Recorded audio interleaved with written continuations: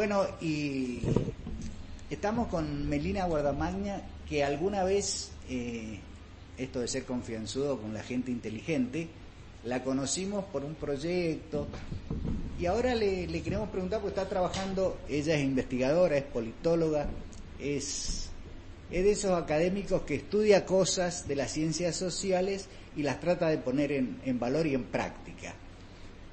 Recién nos contaba que hay un proyecto ahí que analizaba el desarrollo, y bueno, nosotros somos unos enamorados del desarrollo mendocino, porque por ahí, por una cuestión de marketing, creemos que nuestro principal ingreso es la vitivinicultura. Eso es marketing, no es así.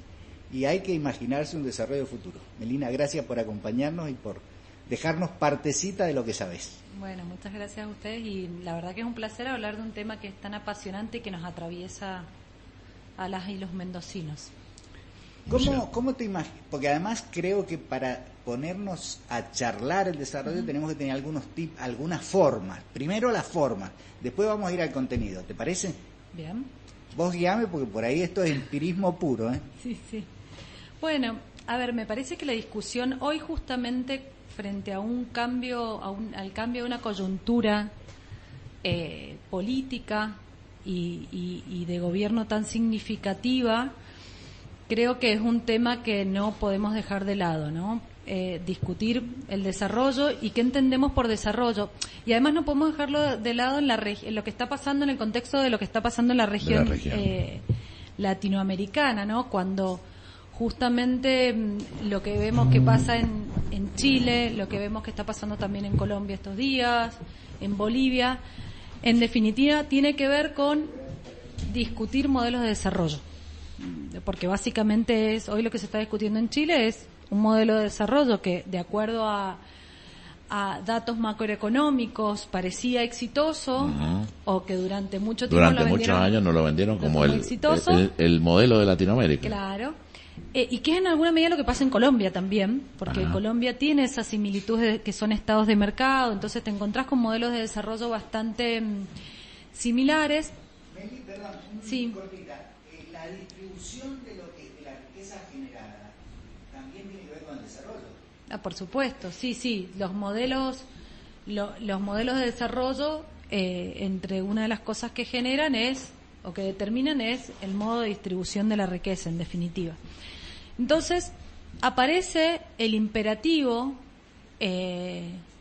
desde, en el caso de Chile, en el caso de Colombia, en el caso de Ecuador, Bolivia, si se quiere, que tiene que ver mucho con el imperativo social desde la base, de reclamar por otro modelo de desarrollo que tenga que ver con dos cuestiones que a mí me parece que son centrales y en torno a las cuales hay que pensar y discutir un modelo de desarrollo para Mendoza y para Argentina, que tiene que ver con la inclusividad y la sustentabilidad ambiental de esos modelos de desarrollo.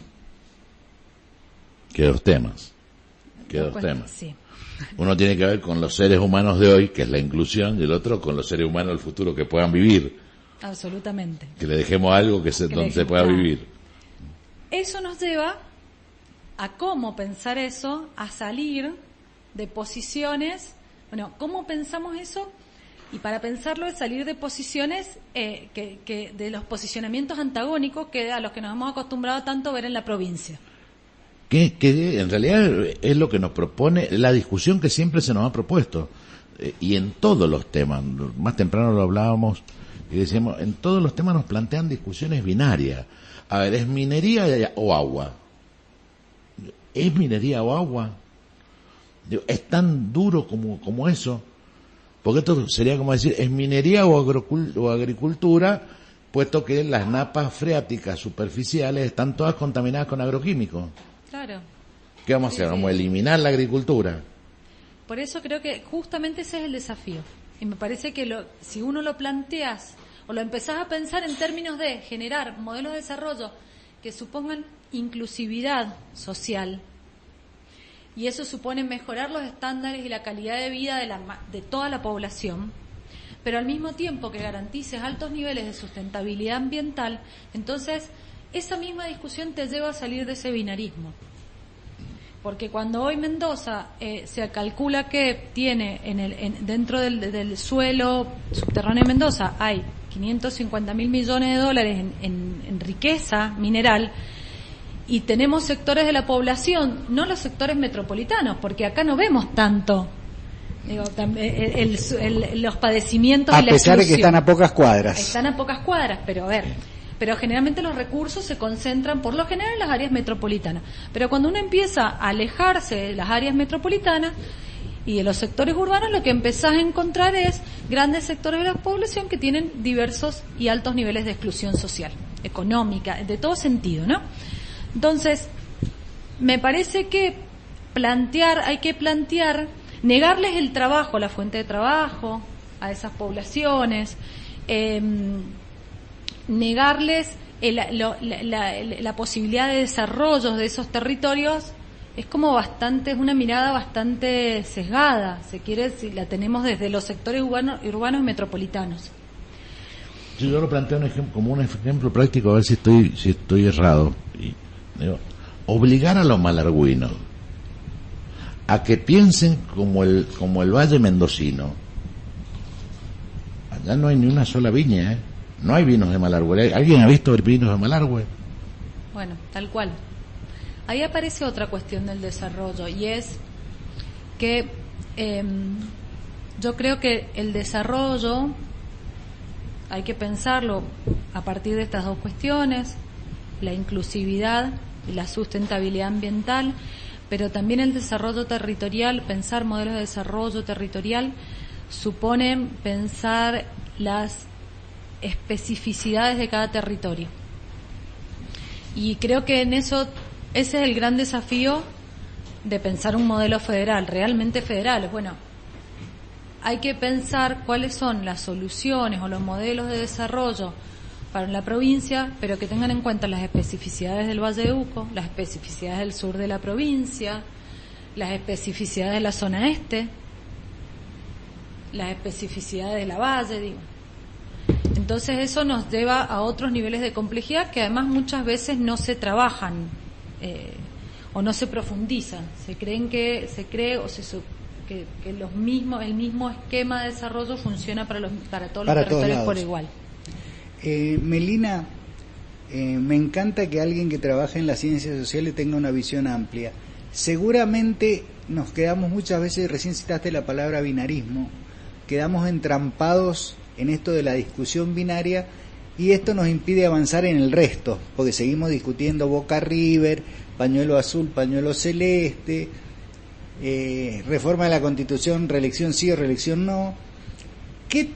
Creo que lo primero que debiéramos ir pensando es las formas de discutir, y que paralelamente vamos trabajando en situaciones de desarrollo teóricas para después ponerlas. Pero si no tenemos una forma de discusión con un pragmatismo así brutal, donde no podamos salirnos de determinados temas, permitiéndole a toda la ciudadanía que opine, esto obviamente es libre, pero con algunos tips, ¿por qué no nos ayudás a interpretar cómo debemos discutir para avanzar en esto? Algunos... O cómo debemos invitar a discutir a algunos que en realidad se manejan con dogmatismo y ya no quieren discutir, ni siquiera eso. A ver, yo creo que hay varias cuestiones respecto a eso. No sé, yo les voy a decir desde mi experiencia, conocimiento, lo que les puedo aportar. Obviamente que no es algo tan complejo. Es una primera ¿no? aproximación, claro, tenés tiempo de estudiarlo más después. Pero sí me parece, una primera cuestión es que necesitamos adaptar nuestros marcos jurídicos y normativos a pensar esquemas que permitan este tipo de participación e involucramiento ciudadano en las cuestiones públicas. Hoy no los tenemos. Hoy me parece hay otros países que han avanzado más en sus marcos jurídicos normativos, pensando esquemas de involucramiento de la ciudadanía mucho más avanzados de los que nosotros tenemos. Más participación. Una constitución, sí. Porque pero además bueno, tenemos una serie de organismos donde hacemos audiencias públicas que no son vinculantes. No son vinculantes, la gente no se entera o no va. Claro. La mayoría, ¿qué es lo que sucede con la participación ciudadana? Ese tipo de mecanismos en realidad lo único que hace se cumplen en lo formal, porque las leyes determinan que se tiene que hacer en determinado momento una audiencia pública, pero se cumple el mecanismo formal.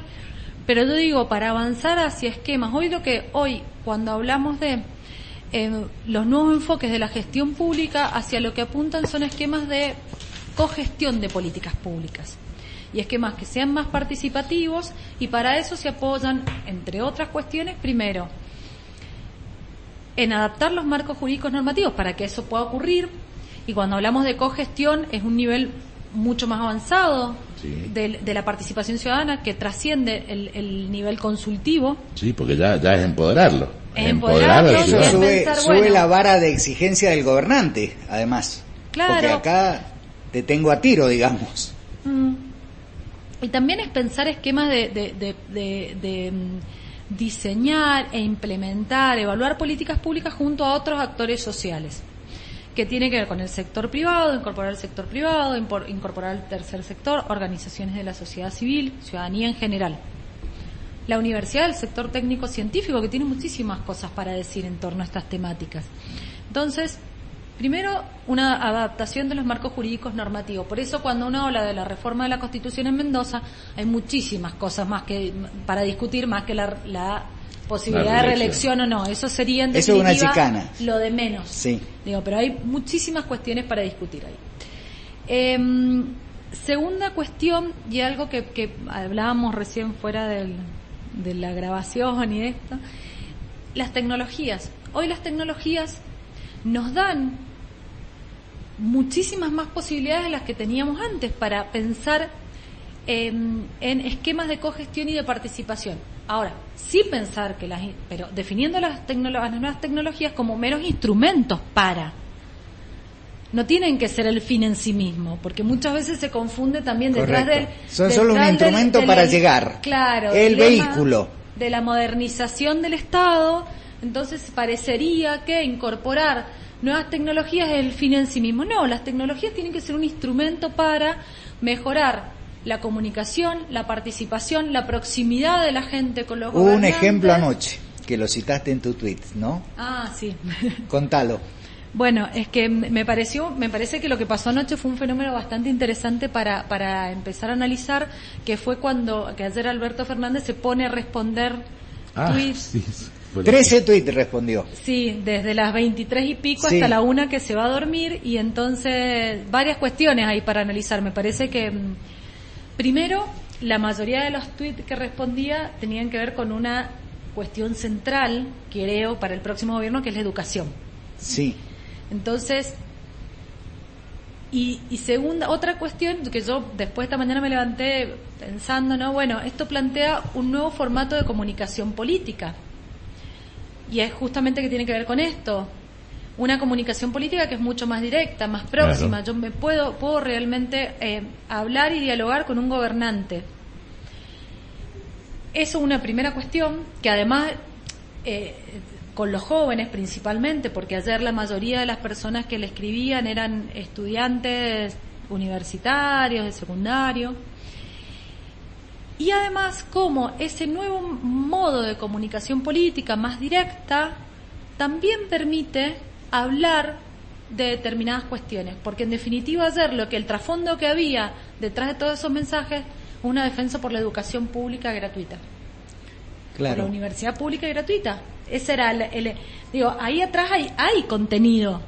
No es nada cuestión más que de escarbar un poquito. No era mensajito, si vos lo leías tenía cosas. Hay cosas para discutir y pensar que entonces me parece que son esquemas que son muy interesantes, y sobre todo porque los jóvenes, las generaciones más jóvenes están planteando y están haciendo un uso de la tecnología que nos enseña a los que venimos después. Imagínate nosotros. Un uso de la tecnología para generar estos esquemas de comunicación que son mucho más directos y próximos. Entonces, ¿cómo? Recién vos me preguntabas, ¿cómo ir incentivando estas cuestiones? Primero eso, generar marcos normativos que se adapten a los tiempos y que permitan realmente pensar modelos de gestión que habiliten o tiendan hacia procesos de cogestión de los proyectos. Cuando hablas de cogestión siempre estás metiendo el que gestiona desde lo público, el que tiene responsabilidades de gobierno, y la gente. Sí, los otros actores de la sociedad, el sector privado y los sectores de la sociedad. Porque en definitiva universidad, la administración termina siendo la distribución de determinados intereses donde el Estado arbitra para ser más o menos justo y equilibrado. Sí, y además, en realidad yo creo que en realidad la discusión va por entender que hoy la complejidad de los problemas a los que nos enfrentamos, el Estado no tiene capacidad de resolverlos solos. Y tampoco está bueno que los resuelva solo. Porque yo Estado, no sé cuáles son las particularidades de los problemas de quienes viven en Malargüe o en el territorio malargüeño, sí, de las problemáticas que tienen las comunidades indígenas milenarias que llevan años viviendo en territorio que de repente se lo vendieron a un extranjero, que no tienen o que tienen problemas para comercializar sus productos, y ejemplos hay muchísimos. Entonces, pensar un Estado que sea, a mí no me gusta usar el concepto de eficiencia, pero pensémoslo en eficiencia pensada en términos de que llegar a un Estado que sea presente, en términos de, bueno, hay muchos autores teóricos que hablan del poder infraestructural del Estado, que tiene que ver con la presencia en el territorio del Estado. Efectivamente, necesitas sí o sí recurrir a otros actores de la sociedad. Que te ayuden, que te ilustren, que te enseñen. Necesitas discutir con el sector privado. Sí. Si nosotros queremos pensar un modelo de desarrollo para la provincia de Mendoza, necesitamos sentarnos con el sector privado, sentarlos. Necesitamos sentarnos con el sector técnico-científico, que conoce, que hace diagnósticos todo el tiempo, que conoce cuáles son las particularidades de las problemáticas. Necesitamos sentarnos con los vecinos y las vecinas de los lugares. Ahí aparece otra discusión que tiene que ver, bueno, cuáles son las escalas de la participación. Obviamente, no para todos los temas nos vamos a sentar. Claro, porque si no se convierte en una anarquía, claro. Pero todas esas cuestiones se trabajan. Y hay investigadores que nosotros de hecho venimos trabajando desde nuestro centro de estudio en estas cuestiones y analizándolas. Entonces, creo eso, adaptar marcos jurídicos, normativos, generar capacidades estatales en las gestiones públicas para que puedan llevar adelante estos procesos, porque también sucede eso hoy. Ni el gobierno provincial ni menos los gobiernos municipales han generado capacidad estatal para poder pensar en estos modelos de cogestión. Lo más avanzado que hemos llegado es a los presupuestos participativos en algunos municipios, ni siquiera en todos. Claro, y los procesos participativos en alguna medida que se han dado en torno a la elaboración de los planes de ordenamiento territorial. Sí, pero yo ahí soy más escéptico. Yo fui a la asamblea acá de Capital cuando iban a aprobar la ordenanza de ordenamiento territorial, había 9 personas habían. Bueno, pero sigamos ordenando, vamos por partes. Entonces, tenemos más participación, seguro. Con el marco jurídico que hay que generarlo. Marco jurídico, capacidades estatales. Si no tenés las capacidades dentro de los aparatos burocráticos para poder conducir estos procesos. Ahora, yo acá te llevo una pregunta muy práctica, tratemos de ser prácticos para que nos entiendan. Por un lado, me siento a ser el intendente de X departamento en Mendoza, no nos vamos muy lejos. Por un lado tengo que gobernar y solucionar los problemas de la lluvia de ayer, lo que viene mañana, y por otro lado me tengo que empezar a imaginar el futuro de esto, o sea, paralelamente. O sea, sí. Es tal la envergadura de lo que manifestás que habría que tener el Estado, una parte del empleado estatal dedicado a pensar, a planear estas cosas, a estas vinculaciones. Y pero es que si no, es lo que viene sucediendo, no tenemos un modelo de desarrollo. Ni vivimos en la coyuntura, apagando incendios. Claro, ni a nivel provincial. Entonces, los procesos de regulatorio lo que nos dejaron como herencia mala fue desarticular todas las áreas de planeamiento. Planificar estaba mal. Decir, miren, por acá va a haber una calle. Y el que quiera construir no puede construir acá, porque acá va a haber una calle, estaba mal. Entonces nos encontramos hoy con todas calles cortadas, un despiole, el desarrollo urbano un desastre. Y esto es el producto de no planificar. Claro, entonces, y ahí vuelvo sobre esta cuestión de involucrar a otros actores sociales. Porque así como un gobierno tiene que estar resolviendo lo coyuntural, pero vos podés acudir a otros actores que sí piensan estas cuestiones. El sector técnico y científico, el desarrollo científico y tecnológico en la Argentina desaprovechado y tan vapuleado, sobre todo durante estos últimos 4 años, es reconocido a nivel mundial. Entonces, si vos tenés científicos que se han formado en la educación pública, yo me he formado, soy investigadora de CONICET y toda mi educación ha sido educación pública. ¿Caíste ahí vos? Caí, tuve la mala suerte de caer ahí. Y digo, tenés gente que lo está pensando. Los gobiernos deberían aprovechar. Es complicado. Vos sabés que pasa con la ley de seguridad pública. La ley de seguridad pública Mendoza es precursora. Es más, tiene hasta un consejo asesor de políticas públicas de seguridad que está compuesto por las universidades, representantes de los municipios. No se reúne hace 4 años. Claro, en la práctica. Bueno, por eso, lo mismo sucede con el Consejo Provincial de Ordenamiento Territorial. No se reúne en el 2017. Y está integrado por todas las universidades. Bueno, lo que estamos hablando es de Ahora, siempre la convocatoria debe ser del Estado, ¿no? Por una cuestión de peso. Es que la apertura tiene que ser del Estado. O sea, es el que gobierna, el que tiene que ser permeable a la decisión pública. Por ahí lo resolvemos los ciudadanos. Eso es toda una discusión. Eso es toda una discusión. Lo que pasa es que no quiere decir que si el Estado no convoca, no hay esquemas de participación social y comunitaria. Sobre todo uno ve con los formatos de economía social que se han desarrollado en este último periodo, que la sociedad civil funciona, ¿sí? Pero estamos hablando de definición de política y el Estado sigue siendo el actor central de las definiciones políticas, que sigue teniendo el monopolio de la violencia legítima. Entonces es la institución que tiene el poder de poder... Pero está bien, pero no es un requisito sine qua non. Seamos conscientes de esto. Si no me convocan, muchachos, juntémonos. No, para nada. ¿No es cierto? Para nada, pero por eso es tan importante vuelvo sobre los marcos jurídicos normativos, que sean flexibles y que puedan incorporar este tipo de diversidades. Bueno, los cuerpos colegiados que legislan en los distintos estamentos del Estado, por ahí creo que existe la banca del ciudadano, pero es meramente declamativo y figurativo, o sea que efectivamente sea participante, ¿no? Uh-huh. Bueno, sigamos, desarrollo, marco jurídico, participación. Capacidades estatales para poder generar... Las capacidades estatales, ponerlas en valor, porque están. No, yo creo que capacidades estatales supone generar capacidades específicas dentro de los órganos gubernamentales para poder desarrollar este tipo de... Para nutrirse de estas situaciones. Por ejemplo, incorporación de tecnologías y usos de nuevas tecnologías, todo lo que tiene que ver con esquemas más participativos y de cogestión. No están capacitados. Correcto.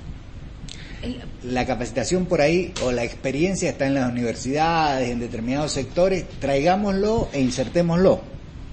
Tal cual. Pero para eso, obviamente, todo eso tiene que haber como un horizonte hacia dónde vas para... Ahora, lo veo muy grande, o sea, me encanta lo que me está diciendo, pero lo veo como decía, esto es... ¿Somos tan chiquitos? No, pero tampoco es tan... tampoco creo que sea tan complicado. Me parece que la primera cuestión, si uno empieza a listar cosas, es la voluntad política. Es como, eso es punto número 1. Claro, acaba de decir una gran cosa, pues la voluntad política es el tenedor del poder que esté dispuesto a compartirlo. Porque la cogestión es eso. Yo creo que esto, como el contrato social de Rousseau, se le va a devolver potenciado lo que él ponga ahí. Pero tenés que tener la voluntad. Hay muchos gobernantes que no lo entienden a eso, que se ven amenazados, frente a esto de tener que abrir el juego supuestamente. Claro. Sí es verdad que, en definitiva, cuando uno analiza determinados casos que pueden ser más exitosos, como presupuesto participativo Porto Alegre, en realidad termina legitimándose aún más ese gobernante. O sea, se le devuelve potenciado lo que pierde. Tal cual. Pero bueno, entonces lo primero es voluntad política y entender esto, entenderlo, ¿no? Y ahí, en alguna medida... también aparece algo que hablábamos recién de, cómo generar un nuevo sentido común. Ajá. Wow. Para ponernos de acuerdo. Saúl Feldman, atento. Ponernos de acuerdo en el modelo de desarrollo. que queremos, el tipo de desarrollo que queremos. Que no sea el modelo dominante de desarrollo, que es el que durante tantos periodos en la historia argentina ha imperado. Y que ahí, digo, yo sigo, ¿no? Pero creo que en alguna medida, más allá de todas las críticas que uno le pueda hacer a Evo Morales, los errores que puede haber cometido, eso da para otra gran discusión. Creo que la apuesta fue...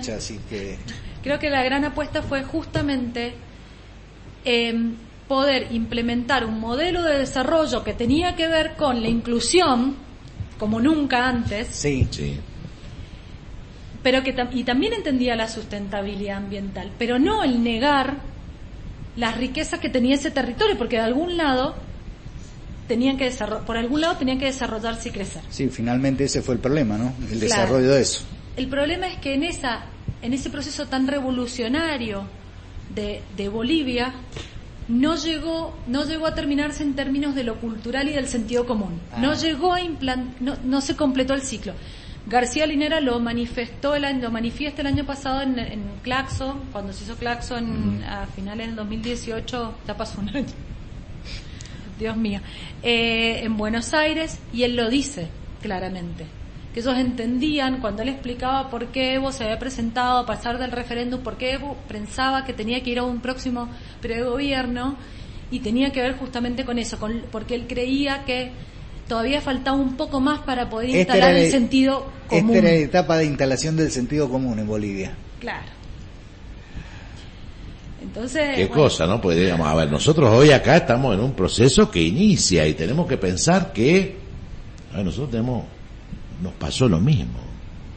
Nosotros, si hubo algo que hizo que estuviera este gobierno durante 4 años con todo el desastre que ha hecho, fue la generación de un sentido común diferente que hizo posible que Macri llegara a la presidencia de la Nación. Sí. Hizo posible creer a los argentinos que la honestidad podía ser representada por Macri. Pero no logramos instalar el sentido común. Por eso te digo, ¿no? A ver, si los argentinos creyeron que el modelo de la transferencia, de la transparencia podía ser encarnado por Macri, quiere decir que perdimos y por goleada. Sí, yo creo que eso fue la instalación de un discurso. A mí me parece que también es como un proceso más complejo, si nos volvemos como por qué pasó en ese momento. A mí me parece que hay un elemento ahí, y entendiendo también qué pasa, entendiendo a la sociedad mendocina, ¿no? Un elemento que es central para comprender por qué no logramos avanzar en ese proceso y esa instalación de ese sentido común, que tiene que ver con las formas. Sonaron muy impuestas desde arriba. Yo creo que y más a la sociedad mendocina tan pacata, conservadora, muy parecido a los chilenos. Esa cuestión así yo siempre digo que tenemos más historia de Chile que acá. Sí. Entonces, las formas fueron muy chocantes y generaron un rechazo absoluto. Esa es la gran contradicción que nosotros tenemos, que la clase media... ¿Cómo nos van a votar en contra si lo hemos empoderado, le hemos dado consumo? Apoyando un modelo, la clase media aspiracional, con ideas aspiracionales, termina sosteniendo un modelo del que nunca va a ser parte. Claro. Y no reconociendo que, si los hijos de la clase media, yo me considero como una hija de... pudimos llegar a la universidad, recibirnos, no fue justamente gracias a esos modelos dominantes de desarrollo. Entonces eso es como que que también es como para analizar. Me parece interesantísimo cuando vos planteás que los modelos de desarrollo han sido de las clases dominantes. Los otros no hemos puesto en valor un modelo de desarrollo de las otras clases. No hemos logrado imponerlo. Por ahí accesoriamente en determinados periodos históricos. Sí. Bueno, tenés por ahí en el periodo, yo te comentaba antes que nosotros estamos con un proyecto de investigación incipiente que retoma estas cuestiones. Bueno, uno ve que en el periodo independentista encontrás algunas líneas de eso. La Constitución del 49, Perón planteaba un proyecto de desarrollo que tenía que ver con estas características. Y define la función social del capital. Claro. Después durante el periodo del kirchnerismo también uno ve que hay una impronta de poder plantear este modelo de desarrollo. Lo que pasa es que son modelos que necesitas muchos más años para poder llegar esa es la pregunta común. que viene. Todo eso se tiene que institucionalizar ejerciendo el poder, no hay otra forma. Porque además nos está obligando a tener muchas tareas, tenemos que gobernar, remediar el desastre que nos dejan, tenemos que generar un nuevo sentido común y hacerlo más participativo con un marco legal nuevo. No doy abasto, estoy cansado, te digo. ¿Cómo abordamos todos esos temas, no? El próximo gobierno es como... va a ser duro. Va a ser muy porque duro. además creo que no va a tener ni 100 días ni los 6 meses de gracia, las exigencias van a ser rapiditas. Yo creo que si en 4 años logramos 4 comidas diarias para todos los argentinos, que comer 4 veces al día no sea un lujo para nadie, y un nuevo sentido común, yo creo que ya está pago. Un nuevo sentido común, hay que abonarlo, hay que hacerlo, hay que trabajarlo desde ya, ¿no? Y bueno, de eso se trata. Sí, yo creo que hay cosas para discutir que tienen que... A ver, hay que resolver lo del hambre porque es urgente, sí, obvio, es lo urgente, pero tenemos que pensar más allá. Sí, sin duda. Tenemos que pensar más allá, creo que tenemos que pensar esto políticas es como un sociales, seguro. Educativas, restablecer... ¿Qué hacemos con la tecnología que vamos a incorporar a los procesos productivos? Va a ser expulsiva de mano de obra. ¿Cómo lo vamos a solucionar? También tenemos que ponernos a discutir. Es que no necesariamente así. Yo creo que este es el gran error. Claro. No es así. La incorporación de nuevas tecnologías tiene que darle más comodidad a la gente. Si para eso llegó la tecnología, para darnos más, para mejorar la calidad de vida, no para echarnos el laburo. Bueno, absolutamente. Melina tiene compromisos que atender a las 19, así que yo le quiero preguntar todo rápido. Vamos a tener que hacer otra, Meli. Bueno, sí, por supuesto, no hay problema. Ahí hay otra cuestión con el tema de la tecnología. Vos tenés que capacitar a tu mano de obra, prepararla para incorporarle esa nueva tecnología. Entonces no tiene que ser expulsiva la nueva tecnología, sino que incorporar. Bueno, el modelo dominante nos explicó eso. Bueno, pues justamente el modelo dominante nos vende el proceso de concentración de la riqueza como modernidad. Claro. No, bueno. Porque entonces, es para ello eso. Claro. Entonces creo que es central que más allá, y ese es el desafío del nuevo gobierno, tenés que resolver por un lado lo urgente, que es el hambre. Pero está lo importante. Pero en el marco de pensar un modelo de desarrollo que trasciende 4 años de un periodo de un gobierno. Y ahí me parece que y volviendo al tema de la forma, es interesante la figura de Alberto Fernández, porque las características que tiene, que es una persona de consenso, dialoguista, lo que está demostrando, se está sentando con todas y con hasta con más de los que yo quisiera, con todas y todos. Creo que puede ser interesante para pensar, y me parece que además es una persona que está formada y está rodeándose de personas que están formadas y preparadas para pensar estas preocupaciones, ¿no? Entonces, bueno. La próxima vamos a tener que abordar cómo generamos un sentido común, yo no digo mendocino, me parece un exceso, pero cuyano al menos, ¿no? Cómo tiramos acá, cómo salimos de esta pacatería, de esta cosa rara que somos los mendocinos, sí, ¿no? Bueno, un gran desafío. La verdad que nosotros ese nos lleva, son temas de cenas, de almuerzo, de juntadas, porque es muy complejo entender a la sociedad mendocina. Es muy complejo. Tiene particularidades. Yo siempre digo una cosa, tenemos que entender que Mendoza tiene más años como Capitanía de Chile que como Virreinato Río de la Plata y la Argentina, por eso nos parecemos tanto, aunque reneguemos con eso. No, pero sí, coincido. Digo, a los chilenos lo que se han bancado 30 años, nosotros también nos lo podríamos haber bancado acá, somos tranquilos, ninguno va a hacer quilombo, Por suerte, Melina nos va a traer una engarilla llena de conocimientos. Meli, millón de gracias es poco, los mates mejoraron sobre la segunda parte, se calentó el fuimos agua, desarrollados, y esto es el inicio. ¿Contás con esta casa, así como nosotros te jorobamos, para invitarte a que nos vengas a ilustrar, para que vos misma digas, che, tengo para difundir esto, ¿les sirve? Contá con ello, página web, radio, lo que necesites. Sí, ahí estamos armando, ya que lo decís, un evento que va a ser súper interesante, que tiene que ver con estas cuestiones, Nosotros desde nuestro centro de estudio, el Centro de Estudio de Innovación Institucional y el posgrado en Gestión Pública que tenemos en la Facultad de Ciencias Políticas, formamos parte, tenemos la representación institucional hoy la dirección ejecutiva está en la Universidad Nacional de Cuyo de la red INPAE, que es la Red Interamericana de Educación en Administración Pública, que nuclea les diría, los centros de estudio y los posgrados más importantes en gestión pública de todo el continente, de Estados Unidos y Argentina. Y el año que viene, siendo nosotros que la dirección ejecutiva va rotando, el año que viene, como nosotros actualmente tenemos la dirección ejecutiva, la conferencia anual se hace acá en Mendoza, en el mes de mayo.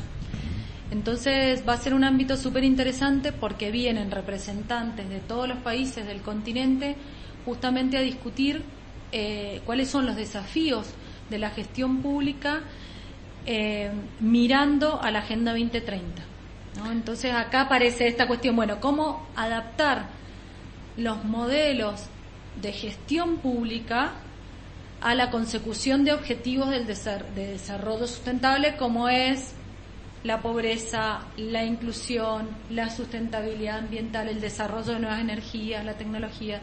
¿Cómo se adaptan las gestiones públicas a eso? Y la última, que desde ya contá con nosotros para lo que necesites. Dios mediante, en mayo vamos a estar un poquito mejor que hoy. Otra cosa, yo no quiero usar la palabra alternativa, pero que también debiéramos desarrollar de las ciencias sociales, es esto de los medios alternativos, ¿no? Que han servido mucho para comunicar lo que pasa en Chile y en Bolivia hoy. Los medios no hegemónicos. Bueno, yo justamente, mi compañero de vida viene de la comunicación social, y entonces yo siempre le planteo qué gran discusión se tiene que dar en la formación en las universidades de comunicadores y comunicadoras sociales y el periodismo frente al rol que están tomando en este último tiempo. Me parece que creo que los medios alternativos, mal llamados alternativos para mi gusto, tienen un rol fundamental, porque además vos tenés una carrera de periodismo en Mendoza que debe ser desde la formación, es más, de Evita, somos amigos, pero a ver, los chicos que salen de periodistas, para que cualquier editor te coarte la posibilidad de decir algo, los medios absolutamente hegemónicos, concentrados, radio, televisión, diario, es muy difícil para los chicos. Es muy difícil. Y otra de las cosas que tiene que ver con el desarrollo de los medios es la distribución de la pauta, pues si nosotros seguimos alimentando el monstruo, vamos a hacer una ley de pautas. Tenemos ideas. Bueno, pero por eso es importante discutir los marcos. Lo central es empezar discutiendo los marcos jurídicos. Seguramente. Lo que pasa es que, bueno, ahí tenés actores de lobby que son súper poderosos y bueno, que van a estar... a los lobby hay que ponerle números. Somos muchos, Pero yo creo que lo que está pasando justamente en Chile, en Colombia, que empieza a pasar, muestra una sociedad que está movilizada y que también tiene posibilidad de empezar a discutir estas cuestiones y poner en discusión a estos actores de lobby y poner en discusión la distribución del poder. Entonces, bueno, hay que ir generando los marcos para que eso ocurra. Y hoy creo que estamos, más allá de que parecería que todo es una gran crisis, creo que se están abriendo las oportunidades para que eso pase. Eso es la crisis, ¿no? Salir y arrancar de nuevo. Melina, un gustazo, un placer escucharte, gracias. Y ya vamos a seguir molestando. Un abrazo grande. Gracias. Melina Guardamaña, gracias. Bueno.